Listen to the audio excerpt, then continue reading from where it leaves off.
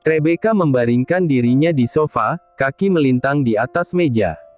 Dia menyilangkan kedua kaki sambil membolak-balik ponsel, mengikuti alur chat para temannya.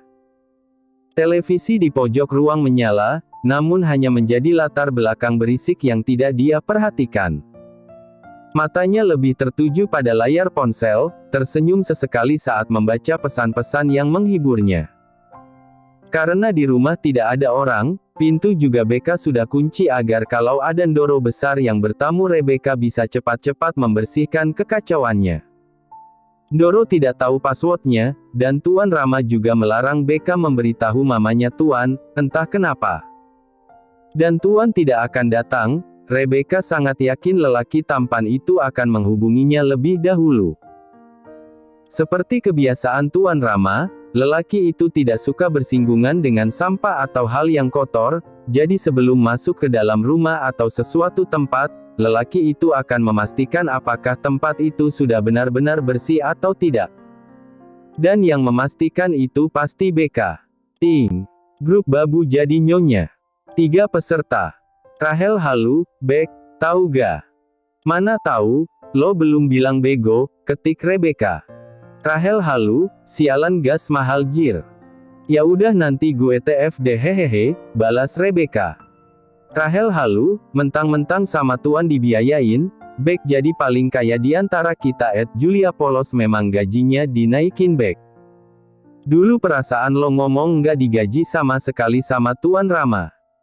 Rebecca tertawa membaca chatnya, kalau kembali ke masa lalu tentu saja Becca tidak mau.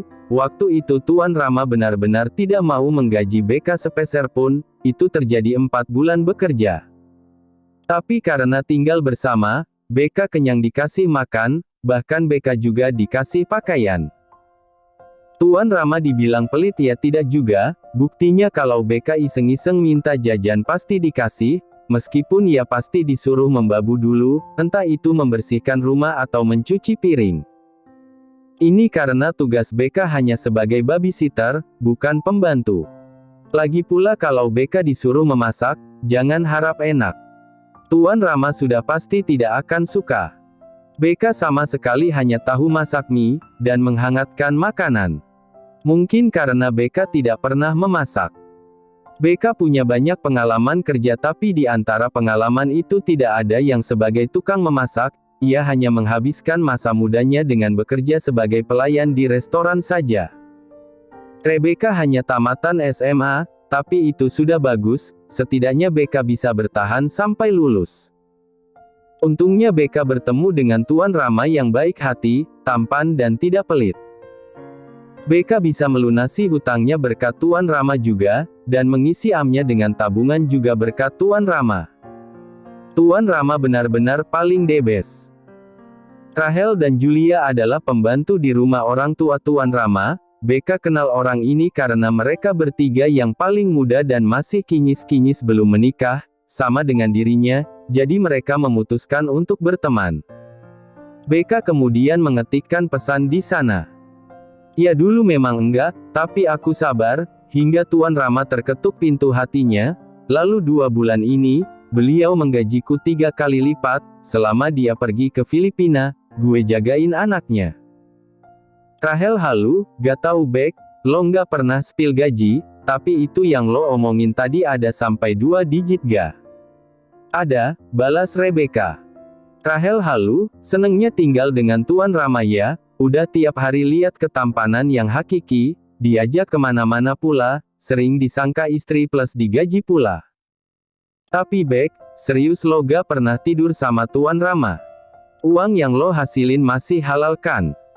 Cel lo pikir, siapa yang akan nolak kalau diajak tidur bareng sama Tuan Rama hem? Ketik Rebecca. Rahel halu, anjing lo pernah tidur sama Tuan Rama Beck? Sayangnya gak pernah diajak, balas Rebecca. Rahel halu, bahaya, jadi kalau diajak. Gas, tinggal 4 nanogram kan? Ketik Rebecca. Rahel halu, sial otak mungil nan suci gue. Jalah bacot. Rahel halu, tapi ya iya sih milik Tuan Rama Jumbo, sial bayanginya aja bikin ketar-ketir. Udahlah Beck, gue nyerah kalau bayangin ke perk 4S4-an Tuan Rama. Lalu Beka tertawa keras. Oh iya, tadi lo mau ngomong apa? Rahel halu, nyonya mau nyariin jodoh buat Tuan Rama. Balas Rebecca. Rahel halu, lo sedih kan kalau nanti Tuan Rama sudah punya istri lo gak jadi babysitter lagi? Galah, gue senang Raden udah dapat mama baru, ketik Rebecca. Rahel halu, alah sedih lo Bek pastikan. Kayaknya gue perlu manfaatin Tuan Rama gak sih? Jadi pas gue dipecat, gue kan ndak ada tabungan, balas Rebecca. Rahel halu, Tuan Rama gak bego. Siapa tahu hilap, ketik Rebecca. Rahel halu, tapi kalau gue ya jadi lo, pasti sedih banget kalau Tuan Rama sudah punya istri. Gue tahu Bek, lo udah nganggap Raden itu anak lo sendiri. Inggaklah please jangan suuson dulu sama gue, gini-gini gue senang duit aja, tanpa melibatkan perasaan, jadi apapun yang disuruh gue kerjain, yang penting ada duit aja, balas Rebecca. Kalau Tuan nyuruh gue pergi, ya itu berarti tugasku sudah selesai, lanjut Rebecca. Rahel halu, iya juga sih. Dalam bekerja tidak boleh melibatkan perasaan. Kasta mereka tinggi, Almer Budiandra saja lulusan luar negeri, Harvard. Ya gue mah apa, SMA aja di negeri dengan guru yang mau datang mau tidak. Gue gak berpendidikan cel, ketik Rebecca. Rahel halu, ya iya agak bisa dibandingin nying jangan dibandingkan lah, sakit hati sendiri entar. Hidup itu gak pernah adil, masih napas aja, sudah bersyukur kan. Beka menghela napasnya melihat pesan terakhir temannya itu. Pokoknya kerja dengan Tuan Rama adalah keberuntungan yang Tuhan pernah berikan. Jadi gue bakal sadar diri terus, gak boleh ngarep lebih.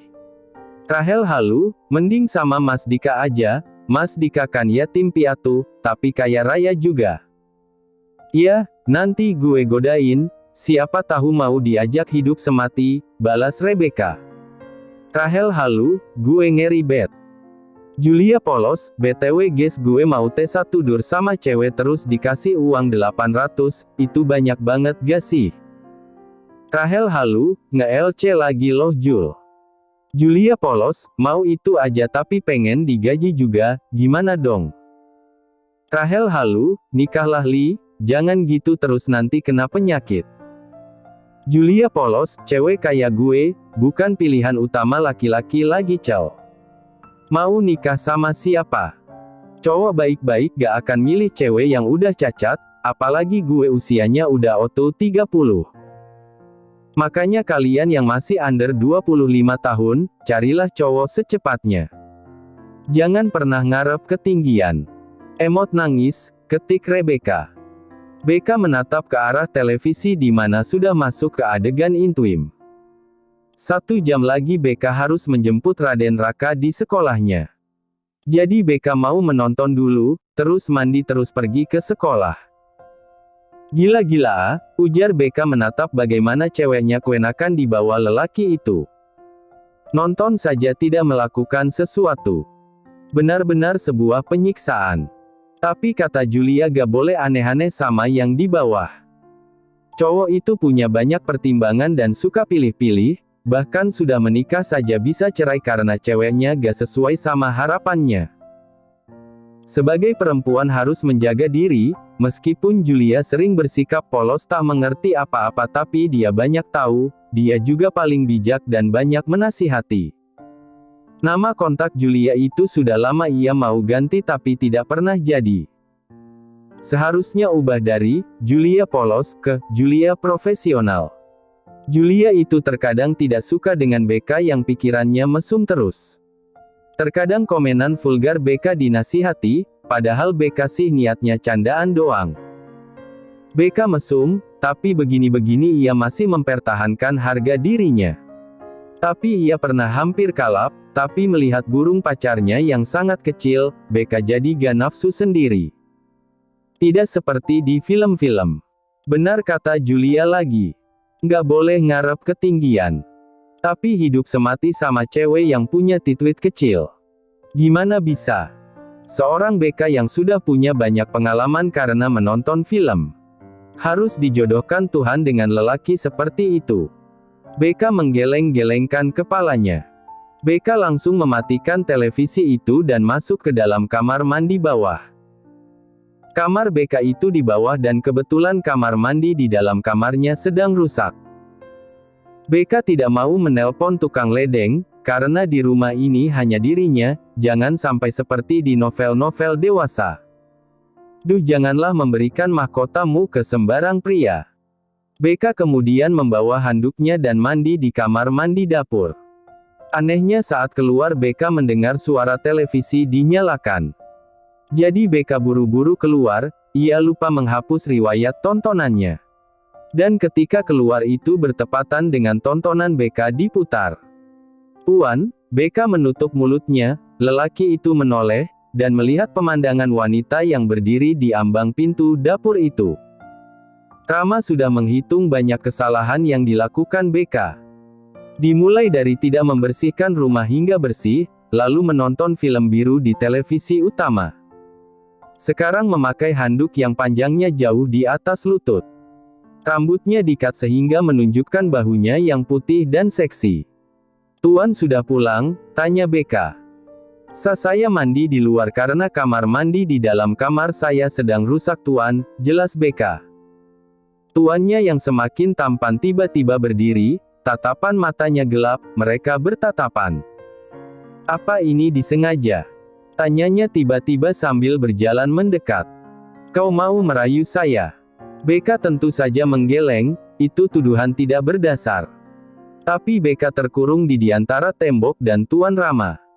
"Apa ini penyambutan untuk saya?" tanya Rama lagi. Aneh, suasananya jadi sangat aneh, BK merasa panas dan dadanya berdebar keras. Untuk mengatasi itu, BK nampak berani menatap mata Tuan Rama, dan tersenyum. "Tuan jangan seperti ini," kata BK dan akan pergi tapi Rama semakin dekat, dan mengurungnya. "Kau masih basah." "Tuan kenapa tanya begitu?" "Menonton tanpa melakukan sesuatu." "Memang harus melakukan apa Tuan?" tanya BK menatap mata itu berani.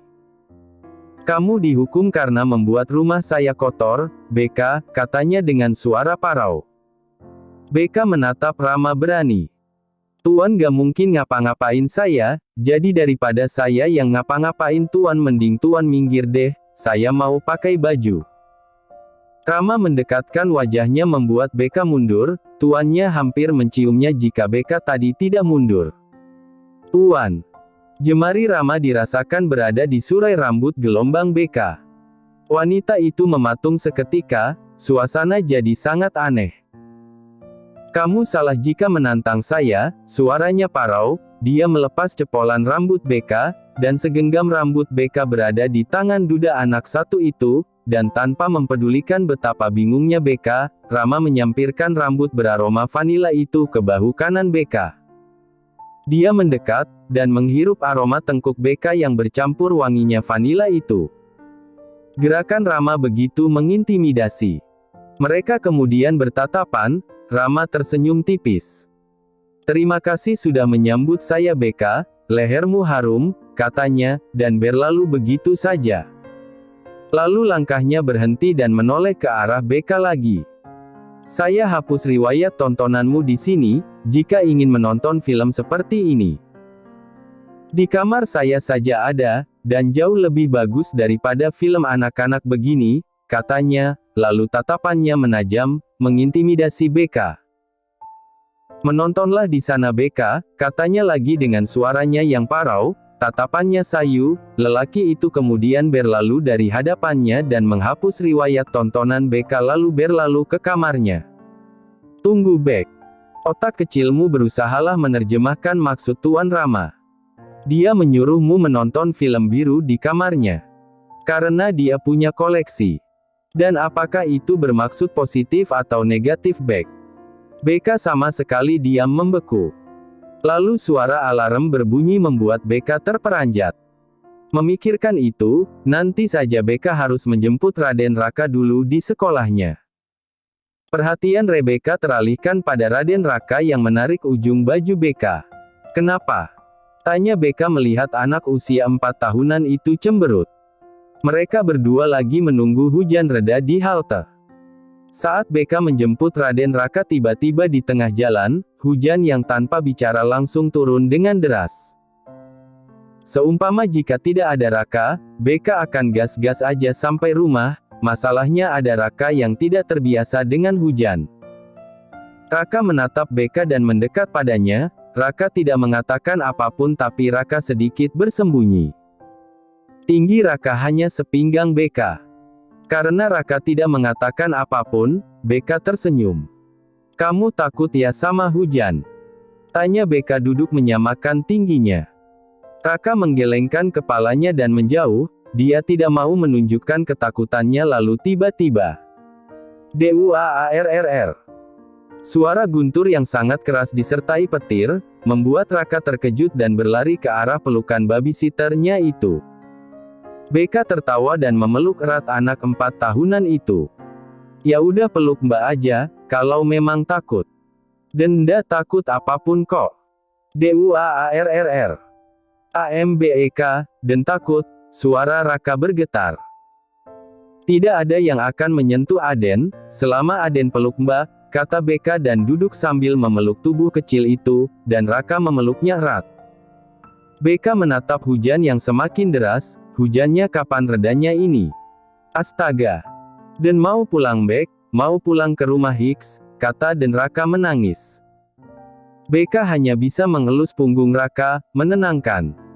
Kita telpon ayah dulu ya, kata BK membuat Raka mengangguk. BK kemudian mengambil ponselnya, belum menghubungi Tuan Rama, ternyata dari tadi Tuan Rama menelponnya. BK mematikan dering ponselnya, pantas tidak ada dering sama sekali. BK buru-buru mengangkat ponsel itu, dan suara Tuan Rama terdengar di sana. Kau di mana Rebecca? Tanpa basa-basi suara Rama terdengar di sana, suaranya sedikit keras dan sedikit panik. Tuan, jawab BK. Iya kau di mana? Tanya Rama lagi. Kau tidak membawa anak saya hujan-hujanan kan? Tanya Rama. Tidak Tuan, Tuan kami di halte perempatan dekat sekolah, kata BK membuat suara hembusan napas terdengar di sana. Tunggu di sana, jangan kemana-mana, suara berat itu terdengar memerintah membuat BK mengangguk. Panggilannya jangan dimatikan, kata Rama lagi, BK menganggukkan kepalanya. Kenapa tidak bersuara? Bingung Rama. Saya mengangguk Tuan, cicit BK, membuat Rama menghela napasnya. Kenapa bisa di sana BK? Tanya Rama bingung. Karena untuk ke perempatan itu, Rama harus melewati sekolah putranya. Tadi saat dan Raka pulang, belum mendung Tuan, tidak ada tanda-tanda hujan, jadi kami memutuskan mau makan sebelum pulang, bareng dan Raka. Makan sembarangan lagi. Kali ini tidak Tuan, ini makanan sehat kok, kata BK membela diri. Rama melewati sekolah putranya, dan sampai di perempatan, Rama sudah melihat Rebecca memeluk Raka erat.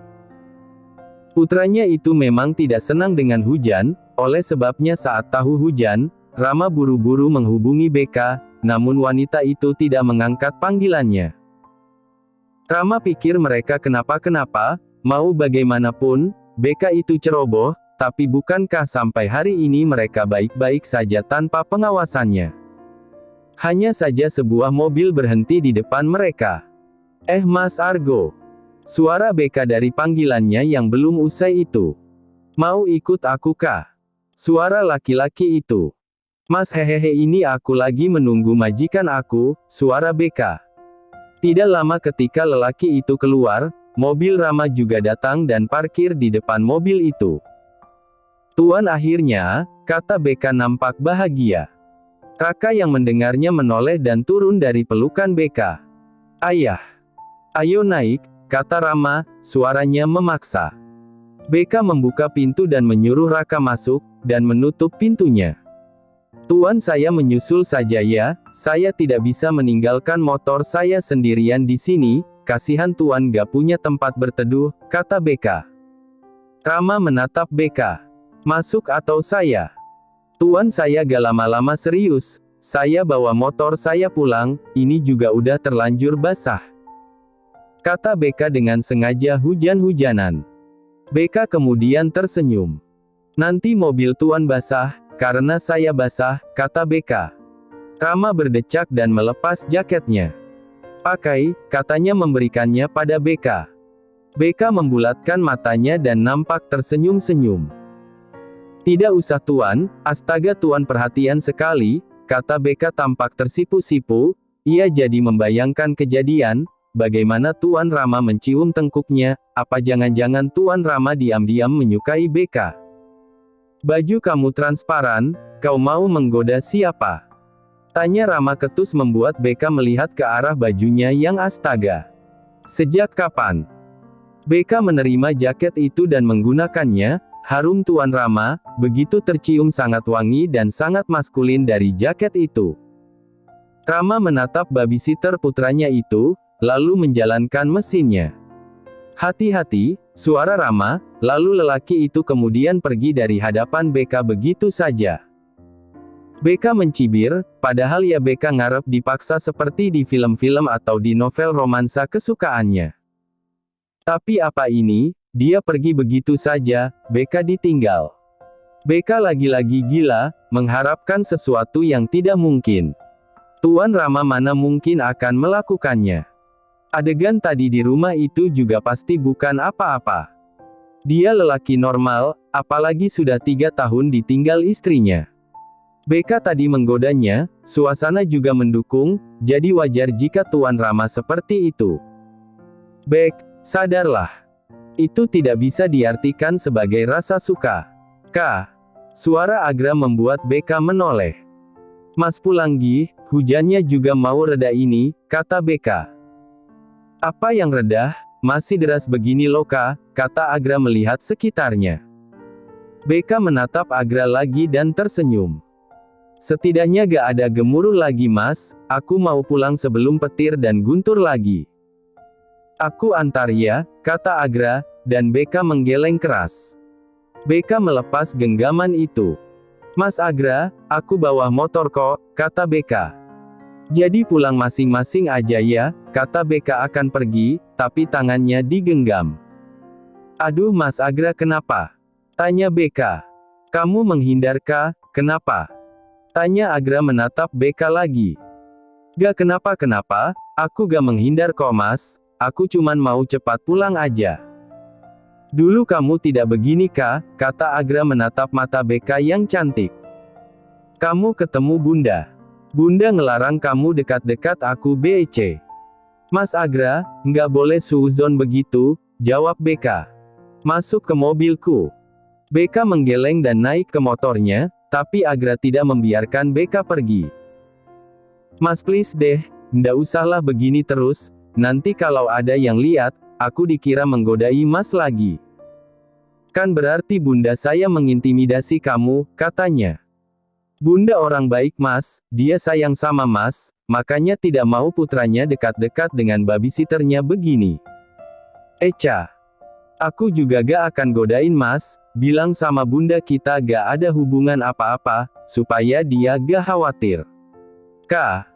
Minggir mas, aku mau pulang, di rumah banyak pekerjaan, apalagi tuan sudah pulang, kata Beka. Tapi genggaman itu mengerat. Berhentilah menjadi babysitter, aku bisa membiayai kamu. Jadi babysitter, tinggal dengan duda seperti itu berbahaya. Beka menatap Agra. Gak apa-apa mas, aku juga suka kok, kata Beka. Rebeka mas mohon. Mas takut aku diapa-apain kan? Mas gak usah ngarep ke aku lagi, soalnya aku udah tidur bareng. I'm a bitch, makanya bunda ngelarang kamu sama aku. Udah ya mas aku mau pulang, kata Beka dan kabur dari Agra. Sial. Bek anjing, lo ngomong apa barusan sialan? Beka mendesis sepanjang perjalanan. Tidur bareng, ah bodoh Bek, kamu merusak nama tuan kamu sendiri. Haruskah memberi klarifikasi? Bek berdecak, sampai tidak melihat lubang di depannya dan BRUKK. Pintu dibuka membuat lelaki yang sedang duduk bersandar di sofa itu menegakkan tubuhnya, ia menyilangkan kakinya sambil menatap televisi, tapi ia merasa Beka kelamaan berdiri di depan pintu. Akhirnya Rama menoleh, ceritanya Rama akan menegur Beka. Tapi melihat penampilan Beka membuat tatapan Rama mendalam. "Abis jatuh?" tanya Rama lembut. Beka menundukkan kepalanya. "Iya Tuan." "Kenapa tidak masuk?" tanya Rama lagi. "Takut lantainya jadi kotor Tuan." Entah hanya menurut Beka atau bagaimana, mata Rama berkabut, dan sayu menatap Beka. "Masuk ke kamarmu, bersihkan tubuhmu, dan temui saya di ruang kerja," katanya tiba-tiba. "Tuan tidak bermaksud memecatnya kan?"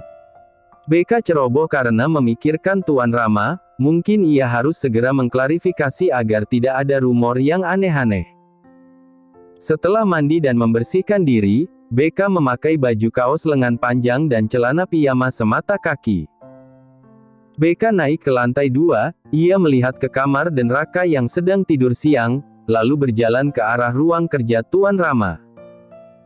Ruang kerja yang mirip dengan perpustakaan karena ada banyak buku-buku di sana. Beka mengetuk pintunya, dan suara berat terdengar, yang meminta Beka masuk ke dalam ruangan itu. Saat Beka masuk ke ruang kerja Rama, suasananya sangat nyaman, ada banyak buku-buku dan Rama yang duduk dengan sangat arogan. Tuan Rama memang sangat sibuk, dan melihatnya di sana membuat Beka merasa bersalah karena sudah berkata aneh-aneh tentangnya, hanya agar bisa kabur dari Agra. Bunda Agra sudah melarang keras agar dia tidak mendekati putranya. Karena katanya mereka tidak selevel dengan Beka. Agra yang seorang PNS muda, yang kerja di BPK. Bunda Agra tidak mau putranya yang bisa mendapatkan setingkat dengan mereka, tiba-tiba mendapatkan Beka yang hanya seorang babysitter. Sewaktu Beka dimarahi hari itu, Beka terlihat seperti wanita murahan dan penggoda. Jika keluarga Agra seperti itu, bagaimana dengan keluarga Tuan Rama? Keluarganya sangat kaya, punya perusahaan perhotelan paling besar di Indonesia. Sudah pasti semakin tidak ada harapan. Inilah yang membuat Beka harus sadar sesadarnya. Dalam bekerja tidak boleh melibatkan perasaan. "Duduk di sana Bek," kata Rama dengan suara berat dan memerintahnya. Beka patuh dan duduk di tempat yang diperintahkan. Lelaki tampan tinggi dan besar itu menutup komputernya dan berdiri. Ia mengambil kotak obat dan berjalan ke arah Beka. Dia duduk di samping Beka. Tubuh yang besar dan wangi, membuat Beka tiba-tiba nampak sangat kecil di sampingnya. "Buka baju kamu," titah Rama membuat Beka menyilangkan kedua tangannya. "Tuan maksudnya apa?" tanya Beka menatap Rama tidak percaya. Lelaki itu menghela napasnya. "Mengobati luka di bahu kamu." Beka menyentuh bahunya. "Tidak usah Tuan, ini sakitnya cuman sebentar aja." "Tidak mau patuh." Beka menggigit bibirnya dan menatap Tuan Rama. "Apa kalau saya tidak patuh saya akan dipecat Tuan?" tanya Beka menatap lelaki 37 tahun itu, perbedaan usia mereka adalah 14 tahun. Rama menatap Beka dalam. "Jika dia membuat saya kesal, saya memecatnya." Beka masih sayang dengan pekerjaannya, jadi tanpa pikir panjang Beka membuka bajunya, karena ia memakai tank top. Rambut Beka jatuh ke bahunya dan sebelum Beka menyentuh rambutnya, Rama lebih dahulu menyentuhnya. Lelaki itu membantu Beka mengikat rambutnya. Beka diam dan menikmati setiap rasa itu. Sentuhan Tuan Rama di tubuhnya terasa panas. Rama memang hanya menyembuhkan luka Beka saja. "Hadap saya," titahnya membuat Beka menatap Rama. Rama sangat tampan dan maskulin, jadi wajar Beka merasa diintimidasi perasaannya. Beka mudah jatuh cinta. Rama membersihkan luka di kaki dan di tangan Beka dengan sangat lembut, dan Beka memperhatikannya terus-menerus. "Kenapa Tuan begitu perhatian sekali?" Lalu Rama menatap Beka yang juga sedang memperhatikannya. Mereka bertatapan. Mata Tuan Rama seperti menggelap melihat Beka. "Ada hal yang ingin kamu katakan?" tanya Rama tiba-tiba. Beka menutup matanya ketika Rama mengobati luka di pelipisnya. "Tidak ada Tuan." Tentang lelaki tadi, kata Rama tiba-tiba membuat Beka membuka pejaman matanya dan dek. Debaran di dada Beka sangat keras, Beka menggigit bibirnya tapi Rama menyentuh bibir itu, membuat debaran itu meninju dada Beka. Jangan kebiasaan menggigit bibir, kata Rama parau, dan mengoleskan salep di sana. Beka menutup mulutnya dan menatap Rama, apakah Tuan tahu obrolan Beka dengan Agra tadi? Tuan saya tidak bermaksud, kata Beka tiba-tiba, apa panggilan itu belum Beka matikan, jadi Tuan Rama mendengar kata-katanya. Rama menatap Beka dalam, membuat Beka semakin khawatir.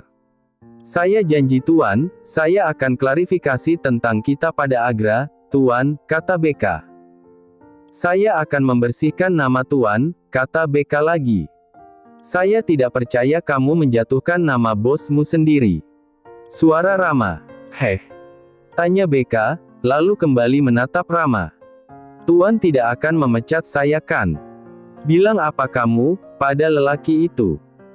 Tanya Rama tiba-tiba, ia melempar salep itu ke kotaknya dan menatap Beka penuh intimidasi. Tuan tidak tahu? Tanya Beka bertanya. Kau tidak mau memberitahu? Beka diam, membuat tatapan Rama menajam. Sepertinya, kau sudah tidak betah bekerja dengan saya Rebeka, kata Rama. Beka mendekat pada Tuan Rama. Tuan. Beberapa hari yang lalu saya dilabrak bundanya Mas Agra Tuan, agar saya tidak mendekati Mas Agra lagi, dan karena beberapa hari ini Mas Agra tidak suka saya menjauhinya, Mas selalu mendekati saya, jujur Beka. Rama masih terus melihat ke arah Beka. Lalu, Beka melanjutkan kata-katanya. Tadi dia menyuruh saya untuk mengundurkan diri Tuan karena takut saya diapa-apain. Lalu kau mau mengundurkan diri? Tanya Rama. Beka menggelengkan kepalanya. Saya bilang saya sudah tidur dengan Tuan makanya dia tidak usah khawatir. Dan menyuruhnya untuk segera melupakan saya. Rama akan membuka suara, tapi Beka menggenggam tangan itu lebih erat. Saya akan klarifikasi Tuan agar nama baik Tuan tetap pada tempatnya, seru Beka. Rama melepas genggaman itu. Saya sudah terbiasa dengan pencemaran nama baik Rebeka, kata Rama membuat Beka menoleh. Heh. Beka pikir Rama akan memaafkannya. Saya akan mengklarifikasinya sama Mas Arga. Tidak usah, suara Rama. Rama tersenyum tiba-tiba. Karena saya selalu menghukum seseorang yang berani menyebar hal yang tidak-tidak tentang saya. Tuan maaf. Saya juga sudah memikirkan hukuman yang cocok untuk kamu, suara Rama terdengar sedikit parau. Beka menatapnya, menunggu penghukumannya. Rama menatap Beka lekat. Tidur dengan saya, suaranya. Beka menghindar. Tuan. Atau saya tunggu surat pengunduran dirimu malam ini, kata Rama lagi. Tuan, Beka masih tidak terima. Pilihannya hanya ada dua Rebeka, tidur dengan saya, atau keluar dari pekerjaan ini, kata Rama, lalu tatapannya menggelap. Karena saya memang punya niatan untuk meniduri kamu jika kamu di sisi saya lebih lama lagi, kata Rama dan berdiri melangkah ke meja kerjanya. Keluar dari ruangan saya, dan pikirkan pilihan itu di kamarmu, serunya lebih tegas dan kembali mengerjakan pekerjaannya. Beka diam. Dan Rama menoleh. Atau kau sudah punya jawaban? Tanya Rama lagi. Terima kasih sudah menonton, guys. Jangan lupa klik like jika kalian menikmati cerita ini, subscribe untuk update konten seru lainnya, dan tinggalkan komentar di bawah tentang apa yang kalian pikirkan atau cerita apa yang ingin kalian dengar selanjutnya. Dukungan kalian sangat berarti. Sampai jumpa di video berikutnya.